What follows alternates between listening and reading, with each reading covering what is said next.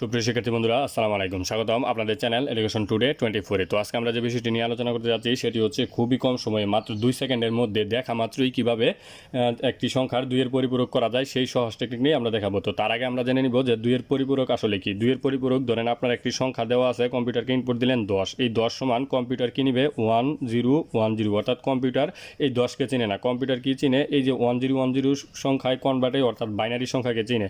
তো এই যে আমরা যে সব সময় 10 দিব তা না, কম্পিউটারকে মাঝে মধ্যে মাইনাস চিহ্ন দেওয়ার প্রয়োজন হতে পারে, অর্থাৎ -10ও দেওয়া লাগতে পারে। তখন কিন্তু কম্পিউটার এই মাইনাস চিহ্নকে চিনবে না, কারণ আমরা জানি কম্পিউটার শুধু 1010কে চিনে, এই মাইনাস চিহ্নকে চিনে না।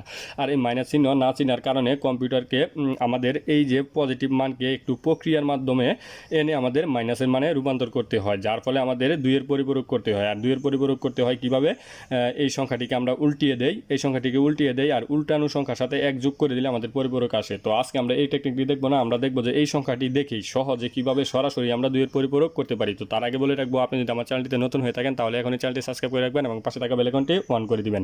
তো দেখেন যে এই সংখ্যা থেকে কিভাবে সরাসরি 2 পরিপূরক হয়ে যাবে, অর্থাৎ মাইনাসের মান হয়ে যাবে।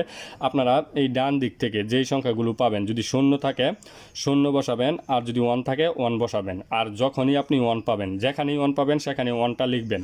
1-এর ডানে যেই সংখ্যাগুলো থাকবে সবগুলো ঠিক থাকবে। প্রথম যেখানে 1 পাবেন সেই 1টাও লিখবেন। 1 লেখার পরে যেই সংখ্যাগুলো থাকবে সেগুলো জাস্ট উল্টিয়ে দিবেন। দেখেন এখানে 0 0 ঠিক আছে, এই যে 1 1 ঠিক আছে। তারপরে এই যে 1 লেখার পরে যে সংখ্যাগুলো আছে সেগুলো আমি এখন উল্টিয়ে দিব জাস্ট। এই যে এখানে 1 আর 1-এর পরিবর্তে 0। এখন দেখেন যে আমাদের 2 এর পরিপূরক হয়ে গেছে সরাসরি। আপনি এখন অসংখ্য সংখ্যা দিয়ে আপনারা এই বিষয়টি পরীক্ষা করে দেখতে পারেন। তো ভিডিওটি যদি ভালো লেগে থাকে তাহলে অবশ্যই চ্যানেলটি সাবস্ক্রাইব করে রাখবেন এবং পাশে থাকা বেল আইকনটি অন করে দিবেন। আর ভিডিওটি প্রথম থেকে শেষ পর্যন্ত দেখার জন্য আপনাকে অসংখ্য ধন্যবাদ। আসসালামু আলাইকুম।